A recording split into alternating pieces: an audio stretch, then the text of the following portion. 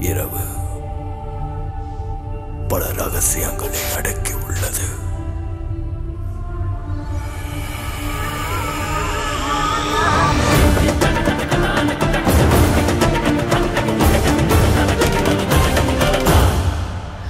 யாரோ எவரோ இவன் கண்கள் தேடும் அழகோ, சொர்க்கம் இதுவோ நம் ஒன்று சேரதானோ.